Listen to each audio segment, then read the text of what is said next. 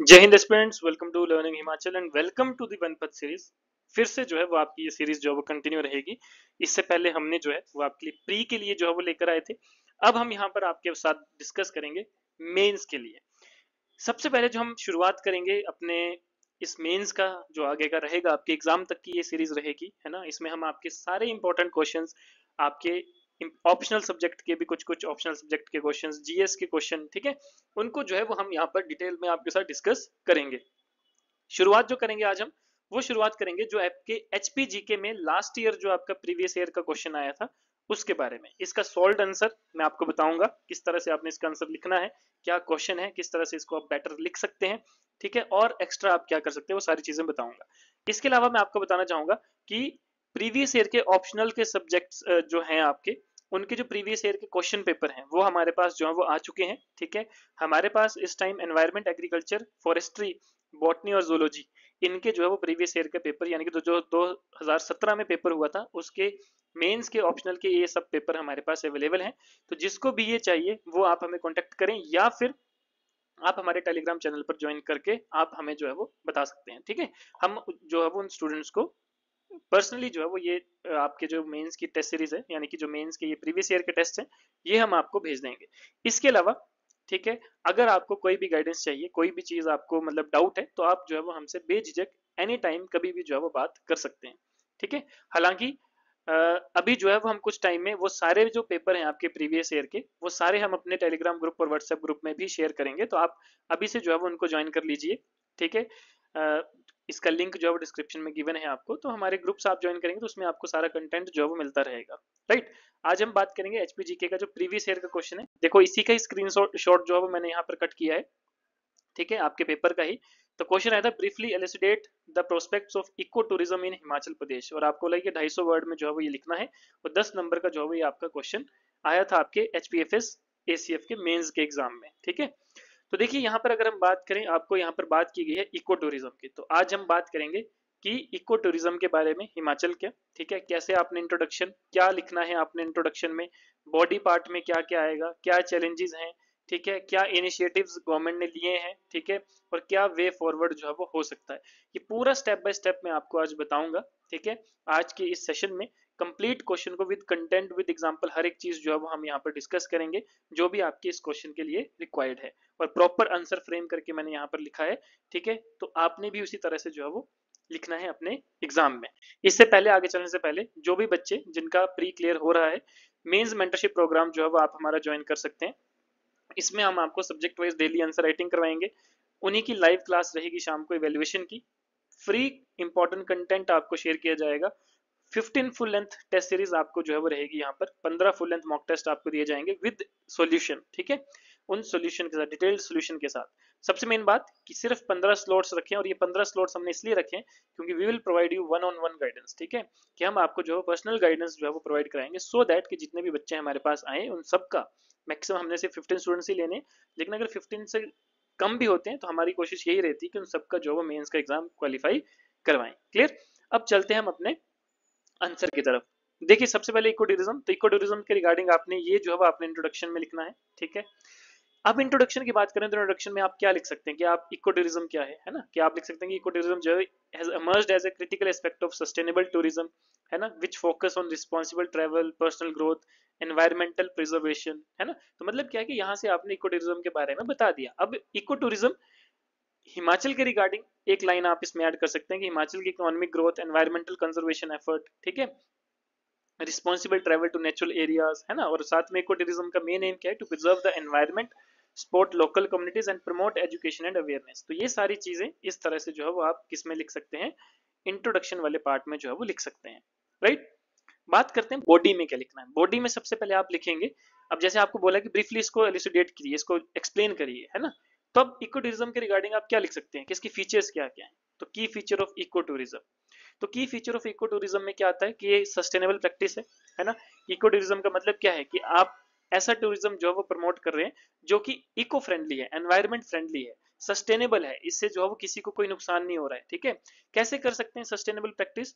ठीक है, जब हम सस्टेनेबल प्रैक्टिसेस को एम्फोसाइज करते हैं, जैसे कि आपकी वेस्ट मैनेजमेंट है, रिन्यूएबल एनर्जी सोर्सेज है, रिस्पॉन्सिबल टूरिज्म गाइडलाइंस है ना, तो ये सारी चीजें जो है वो हम यहाँ पर लिख सकते हैं। दूसरा कम्युनिटी इन्वॉल्वमेंट, कि ऐसा नहीं है कि सिर्फ गवर्नमेंट के ही इनिशिएटिव से कुछ होगा, हमें लोकल और लोअर लेवल में, ठीक है, एक बिल्कुल बेसिक लेवल पर भी जो है वो हमें चीजों को ज्वाइन करवाना पड़ेगा, उनको इन्वॉल्व करना पड़ेगा। ठीक है, जैसे कि आपकी लोकल इन्वॉल्वमेंट रहती है, अगर वो एक्टिवली पार्टिसिपेट करते हैं इको टूरिज्म इनिशिएटिव्स में, है ना, इससे क्या होता है कि they can benefit from employment opportunities, उनको एम्प्लॉयमेंट रोजगार मिलेगा, स्किल डेवलप होगी, कल्चर प्रिजर्वेशन होगा। क्योंकि आपको पता है कि हिमाचल की अगर हम बात करें तो हिमाचल में टूरिज्म मेनली जैसे आपका रहता है, जैसे मेनली ट्रैकिंग का हो गया, एडवेंचरस एक्टिविटीज, और आप देखेंगे कि जहां पे भी ये ट्रैकिंग स्लॉट्स हैं वो सारे जो है वो कहीं ना कहीं कोई जैसे मंदिर है, कोई टेम्पल है ना, ये कोई एंशियंट ऐसी चीज है। अब जैसे अगर हम कोई भी मतलब यात्राएं लेते हैं, है ना, तो वो क्या है, वो एक तरह का मतलब क्या है, कल्चर प्रिजर्वेशन है, कि हम अपने कल्चर को भी प्रमोट कर रहे हैं, हम अपने देवी देवताओं के बारे में बता रहे हैं। लेकिन उसका मतलब ये नहीं है कि आप उसको जो है वो मतलब गलत तरीके से, कि वहां पे लोग आ रहे हैं, शराब वगैरह पी रहे हैं और वो एक गलत मैसेज जो है वो मतलब जा रहा है ना, वो चीज नहीं होनी चाहिए। तो हमें कम्युनिटीज को भी इन्वॉल्व करना है, लोकल कम्युनिटीज को इन्वॉल्व करना है, जो वहाँ के लोकल ग्रुप्स हैं उस पर्टिकुलर एरियाज के, उस पर्टिकुलर रीजन के, है ना, उनको भी जब हम इन्वॉल्व करेंगे तभी हम जो है वो इस पर्टिकुलर इनिशिएटिव को जो है सक्सेसफुली रन कर सकते हैं। ठीक है, उसके बाद preservation of natural resources, eco tourism क्या करता है, it promotes the conservation of natural resources, जैसे फॉरेस्ट है, रिवर्स है, वाइल्ड लाइफ हैबिटेट्स है ना, and ensuring their long term sustainability. तो ये फीचर होते हैं आपके इको टूरिज्म के। अब आता है कि इको टूरिज्म एक्टिविटीज हिमाचल में जैसे क्या क्या हो सकती हैं। तो इको टूरिज्म जो आपकी एक्टिविटीज होती हैं, ठीक है, टूरिस्ट के लिए क्या क्या हो सकती हैं, तो सबसे पहले एडवेंचर, जो मैंने आपको बताया कि एडवेंचर स्पोर्ट हो सकता है, रॉक क्लाइंबिंग हो गया, रिवर राफ्टिंग जैसे आपको पता है मनाली में होती है ना, पैराग्लाइडिंग होगी आपके, जैसे आपको पता है बीड़ बिलिंग में होती है, खजियार में होती है ना, कुल्लू मनाली में होती है, ट्रैकिंग हो गया, इको एडवेंचर्स हो गया, है ना, ये सारी चीजें जो है वो आपकी आ सकती हैं। अब मैं इसमें एग्जांपल भी बताऊंगा, जैसे वाइल्ड लाइफ एनकाउंटर्स है, तो वाइल्ड लाइफ सफारीज है, बर्ड वॉचिंग टूर्स है ना, नेचर वॉक्स है, ये सारी चीजें आती हैं जिसमें हम जो है वो डाइवर्स फ्लोरा एंड फोना जो है हिमाचल का देख पाते हैं। कल्चरल एक्सपीरियंस, जो भी आपके ट्रेडिशनल विलेजेस हैं, है ना, एंशियंट हेरिटेज साइट्स हैं, इंडिजिनियस कम्युनिटीज हैं, rich cultural heritage, custom of the region, ये सारी चीजें जो है वो हम क्या करते हैं इसके थ्रू देखते हैं। अब इसमें आप और चीज क्या कर सकते हैं, एग्जाम्पल ऐड कर सकते हैं कि इको टूरिज्म जैसे कौन कौन सी जगह में किया जा सकता है, जैसे आपका शिमला है, आपका डलहौजी है, आपका मनाली है ना, आपका धर्मशाला है, जैसे आपको पता है कि धर्मशाला मेनली तिब्बतीन हब जैसे माना जाता है ना, मैक्लोडगंज है, तो वहां पे हम वो कल्चर जान सकते हैं, वो कल्चर देख सकते हैं। लाहौल स्पीति है, किन्नौर है, यहाँ पर आप क्या कर सकते हैं, जो हमारे मोनेस्ट्रीज हैं, बुद्धिज्म के जो मतलब स्थल हैं, उनको हम देख सकते हैं, उनको प्रमोट कर सकते हैं, तो वहां पे भी लोग जो है वो ज्यादा जुड़ सकते हैं, है ना। तो ये सारी चीजें जो है वो हम इस तरह से एज एन एग्जाम्पल भी इसमें लिख सकते हैं।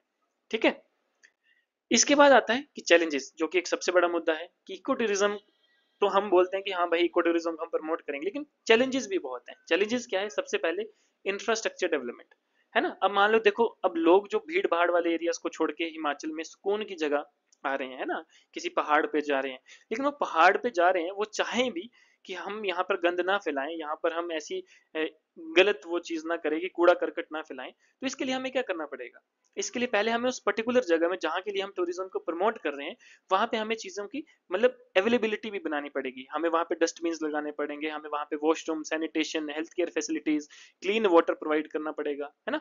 तो मतलब ये चैलेंजेस है कि अगर हम बोलते हैं कि हाँ जी जी, आपको तो हम मणिमहेश यात्रा करवाएंगे, है ना, हम आपको उस ट्रैक पे लेकर चलेंगे, हम आपको बताएंगे हमारा ये कल्चर है, हमारे ये देवी देवता हैं, शिव जी भगवान का स्थल है, लेकिन हम ये भी चाहते हैं कि मणिमहेश में जाके लोग जो है वो गंद ना फैलाएं, है ना। इसका एक आप एग्जाम्पल भी लिख सकते हैं कि इस बार जो है महज 10 दिन में 4 टन कूड़ा जो है वो मणिमहेश यात्रा से इकट्ठा किया गया है। तो ये क्यों हो रहा है, हो सकता है कि वहां पर जो है लोग, मान लो कुछ लोग तो चलो जान के फेंकते हैं, हो सकता है कि कुछ लोग वहां पे गंद ना फैलाना चाहें, लेकिन वो मजबूरी में उनको वहां पे फेंकना पड़ रहा है, क्योंकि हो सकता है कि वहां पे प्रॉपर जो है वो आपका मतलब डस्टबिन की फैसिलिटी नहीं है, प्रॉपर आपकी सैनिटेशन की फैसिलिटी नहीं है ना। तो हमें क्या है कि सबसे पहले उस इंफ्रास्ट्रक्चर को भी डेवलप करना पड़ता है। तो ये एक चैलेंज सबसे मेन जो है वो रहता है कि हमारे पास वैसा इंफ्रास्ट्रक्चर ही नहीं है। हम बोलते हैं इको टूरिज्म है, सस्टेनेबल हमें टूरिज्म करना है, लेकिन हमारे पास वो चीजें ही नहीं है, हमारे पास वो फैसिलिटीज ही नहीं है। तो एक सबसे बड़ा चैलेंज है। दूसरा है कैपेसिटी बिल्डिंग, कि लोकल गाइड्स को हमें ट्रेनिंग प्रोग्राम्स देनी पड़ेंगी, इको टूरिज्म ऑपरेटर्स को हमें ट्रेनिंग देनी पड़ेगी, कम्युनिटी मेंबर्स को हॉस्पिटैलिटी के बारे में, एनवायरमेंटल कंजर्वेशन के बारे में, है ना, सो दैट कि इको टूरिज्म जो है लॉन्ग टर्म सक्सेस जो है वो आपका लेकर आए। देन रेगुलेटरी फ्रेमवर्क, कि हमें कुछ ऐसे रूल्स एंड रेगुलेशन बनाने पड़ेंगे, मॉनिटरिंग मैकेनिज्म की हमें कुछ ऐसे लोगों को, कुछ ऐसी टीम्स को जो है वो एज अ मॉनिटरिंग पर्पस के लिए जो है वो इन्वॉल्व करना पड़ेगा, है ना। वाइल्ड लाइफ एक्सप्लॉयटेशन ना हो इसका हमें ध्यान रखना पड़ेगा, ठीक है, इसके लिए हमें जो है एक्स्ट्रा एफर्ट्स करने पड़ेंगे, ठीक है। तो इस तरह से हम इको टूरिज्म मैनेजमेंट को जो है वो हैंडल कर सकते हैं। इसके अलावा limited development of eco tourism facilities, कि हमारे पास फैसिलिटीज ही नहीं है, कि वास्ट फॉरेस्ट कवर है, ठीक है, जो कि आइडल है इको टूरिज्म साइट्स की, बट जो डेवलपमेंट है वो काफी स्लो है ना, कि वो डेवलपमेंट ही नहीं हो पा रही है। तो एक सबसे बड़ा चैलेंज हमारा रहता है। एग्जिस्टिंग पॉलिसीज जैसे कि आपका फॉरेस्ट कंजर्वेशन एक्ट 1980 है, ठीक है made eco tourism projects financially and legally complex, ठीक है। Need for central government approvals and land conversion are hindered progress, ठीक है, क्योंकि यहाँ पर सेंट्रल गवर्नमेंट का भी रोल रहता है, स्टेट गवर्नमेंट का भी रोल रहता है। तो अगर सेंटर और स्टेट का रिलेशन अच्छा नहीं है तो अप्रूवल्स ऑफ लैंड, अप्रूवल्स के लिए हमें जो है वो काफी मतलब वेट करना पड़ सकता है, हर एक चीज फाइनेंशियल पर्पस के लिए हमें वेट करना पड़ सकता है। तो ये वेरियस जो है वो आपके चैलेंजेस हो सकते हैं। बात आती है कि ऐसे कैसे इनिशिएटिव्स जो है वो आपके लिए जा चुके हैं या लिए जा सकते हैं। तो देखो, हिमाचल प्रदेश फॉरेस्ट डिपार्टमेंट की बात करें तो इन्होंने इको टूरिज्म पॉलिसी जो है वो 2001 में बनाई थी, ठीक है। मेन एम क्या था, to conserve natural resource and enhance visitor experiences, ठीक है। अब यहाँ पर जो है वो कुछ रिविजन्स की गई थी इको टूरिज्म पॉलिसीज में 2016 और 17 में, जिसमें आपका सस्टेनेबल डेवलपमेंट के ऊपर फोकस किया गया, इको फ्रेंडली प्रैक्टिसेस के ऊपर फोकस किया गया।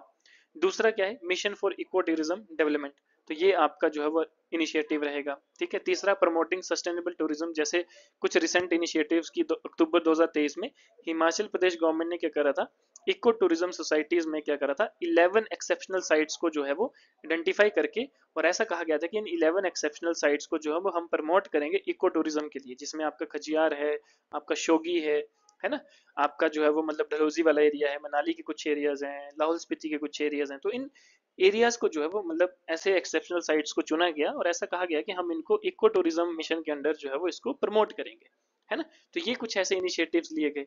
दूसरा कि आप अपनी तरफ से क्या वे फॉरवर्ड देना चाहेंगे, है ना। तो सबसे पहले आप ये बोल सकते हैं कि हमें जो है वो पोटेंशियल इको टूरिज्म एरियाज को आइडेंटिफाई करना पड़ेगा, कि स्टेट फॉरेस्ट डिपार्टमेंट जो है वो मतलब ऐसे एरियाज को आइडेंटिफाई करें और उस पर जो है वो वर्क करें। ऐसा नहीं कि सिर्फ आइडेंटिफाई करके छोड़ दो, नहीं, वर्क करें। वर्क करने के बाद उसकी जो मैनेजमेंट रिस्पॉन्सिबिलिटीज हैं उनको लोकल कम्युनिटीज के साथ, लोकल लोअर लेवल पर जो है वो उसको शेयर करें, है ना। Then eco tourism site development guidelines, proper हम रूल्स एंड रेगुलेशन बनाए जिसमें हम एनवायरमेंटल कंजर्वेशन को प्रायोरिटाइज करें, है ना, कम्युनिटी वेलबींग को, कि वहाँ की लोकल हैबिटेट को नुकसान ना हो, चाहे वो वाइल्ड लाइफ है चाहे वो ह्यूमन बींग है, right. Nature interpretation, education, sustainable practice, ये जो है वो आपकी इंटीग्रल होनी चाहिए साइट प्लानिंग के लिए। Temporary structure for tourist are allowed but permanent structure that harm the natural environment are prohibited, कि जो भी टेम्पररी स्ट्रक्चर जैसे आप कैंप वगैरह लगाते हैं, टेंट वगैरह लगाते हैं, वो अलाउड हो, लेकिन ऐसा ना हो कि आप ऐसा परमानेंट स्ट्रक्चर जो है वो जंगल में बना दो या ऐसी जगह बना दो जो आने वाले टाइम में एनवायरनमेंट को डिग्रेड करे, है ना, या हार्म करे। तो वो चीजें ना हो। इस तरह से जो है आप इस वे फॉरवर्ड के साथ अपना आंसर खत्म कर सकते हैं, राइट। क्लियर। तो ये था हमारा इको टूरिज्म का क्वेश्चन, है ना, जो आपके प्रीवियस ईयर में आया हुआ था। बाकी अगर आप चाहते हैं अगले साल की जो तैयारी करना चाहते हैं HSL identity with pre mains interview, ठीक है, ये हमारा फाइनल बैच अभी स्टार्ट होने वाला है, जिसको हम दिवाली बैच भी बोलते हैं। अफोर्डेबल बैच है, more practice more study less fees, ठीक है। सबसे मेन बात कि इसकी वैलिडिटी जो रहेगी आपके सिलेक्शन तक की रहेगी। जब तक आपकी सिलेक्शन नहीं होती तब तक आप इस कोर्स में एनरोल्ड रहते हैं। हमारे खुद के बनाए हुए डिटेल नोट्स आपको रहते हैं, 1-on-1 गाइडेंस रहेगी, सेक्शनल टेस्ट सीरीज और फुल लेंथ टेस्ट सीरीज, ये सारी आपकी यहाँ पे इंक्लूडेड है। लाइव प्लस रिकॉर्डेड आपका रहता है, डेली हमारी लाइव क्लासेस होती हैं और उसी की नेक्स्ट डे आपको रिकॉर्डिंग प्रोवाइड की जाती है। क्लियर। तो जो भी बच्चे इंटरेस्टेड है वो हमें कांटेक्ट कर सकते हैं। बाकी जिनका प्री क्लियर हो रहा है ACF का, वो अभी हमारा मेंस का मेंटरशिप प्रोग्राम ज्वाइन कर सकते हैं। उसमें भी आपको क्लासेस मिलेंगी, डेली आपकी आंसर राइटिंग होगी, हर एक चीज जो है वो आपकी प्रॉपर की जाएगी। क्लियर। बाकी अगर आपको सिर्फ HPGK का चाहिए तो आप सिर्फ HPGK का भी ले सकते हैं, सेम प्रोसेस है, राइट। रेज ये था। बाकी मिलते हैं नेक्स्ट, इस सीरीज को और आगे लेकर जाएंगे और आपके लिए जितने भी इंपॉर्टेंट क्वेश्चंस है वो सारे हम डिस्कस करेंगे। बाकी अगर आप चाहते हैं डिटेल में पढ़ना, डिटेल में अपने आंसर्स को एनालाइज करवाना, ठीक है, ऑप्शनल सब्जेक्ट्स हमारे पास जो अवेलेबल हैं, ठीक है, वो सारी चीजें पढ़ना, तो हमारी क्लासेस, हमारी मेंटरशिप प्रोग्राम स्टार्ट हो गया है ना। तो आप जल्दी से जल्दी जो है उसको ज्वाइन कर सकते हैं गिवन नंबर पर कॉल करके, और I will add you in the group, ठीक है। तो चलिए आज के लिए इतना ही, मिलते हैं नेक्स्ट सेशन में, तब तक के लिए धन्यवाद, जय हिंद।